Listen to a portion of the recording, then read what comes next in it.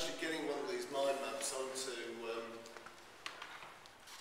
Posterous, and so for your future reference, you can wander into this and click around and explore some of the ideas that we accumulated in what it must be said was a rather transitory group. You were the only one consistently. There are a few of us. There's a tight little core of people who I'll attempt to get to share the blame later. And was it membership? There you go. What we had a look at was how can we make members feel that they belong to the union and that the union belongs to them. The people that we used as specific examples of the union kept bailing out and going to other tables, so sorry. We made it become a thing. And we've decided on 4 main strategies. Actually, what we did was we got the cards, and people all contributed how we'd use the cards.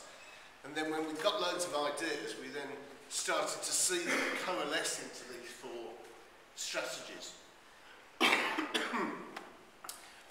One's about spreading skills, one's about demonstrating, because the act of learning, as we've found here, is a very powerful way of bringing people together, helping them feel they belong.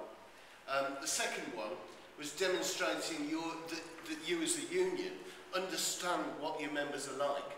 Big part of community is you have to feel you belong to something, and the people that you belong to understand you and you understand them, so that was a big part of that. The next strategy was making ways that students can be a part of planning and delivering solutions. If you're part of something, if it belongs to you, you've got to contribute to it, and the thing that belongs to you has to let you. And finally, building ways of members getting recognition. Again, strong communities recognise and applaud people, build heroes, have leaders and so on. And we started to do that. But I'm not going to go into all of these, but I'll just demonstrate some of them. And you can click on these little plus points on the website later. So obviously spreading skills in social media, using things, and we picked up on some of the stuff like the surgery approach. We thought would be very powerful, and finding who the social leaders were. We had to worry about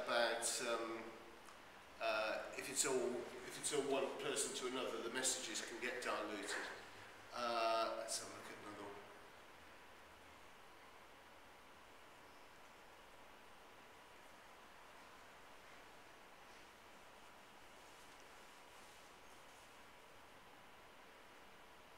So this conspicuously listening, somebody came up with that idea, and that was using stuff like Google Reader and responding to what people say, Twitter and so on.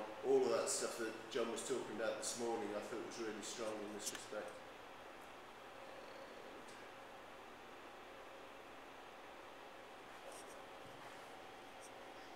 Finding the ways students can be a part of it, getting part of planning.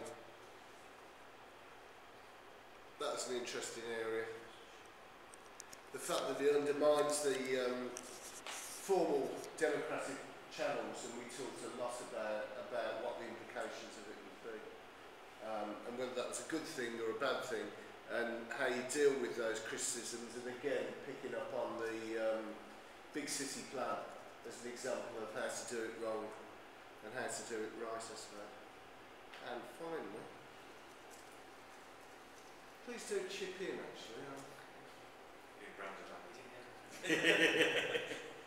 They clearly feel that they belong. Yeah.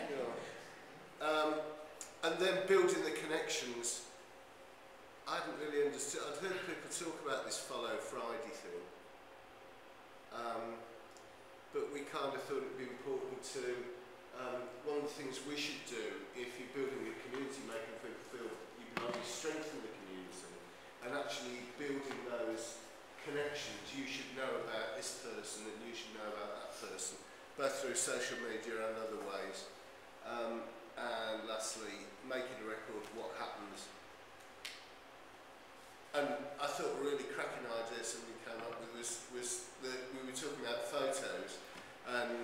coming up with. Most of us do, I think, those things on nights out, but we don't always do the stuff for the stuff that isn't about nights out, you know, student activities, things like that. And it'd be really good if you could get people to contribute those, pick them up, link into the sites where all of those are in clubs. You find a great photo and you get people to link back and find out about the community. So that was it, really. Thank you very much.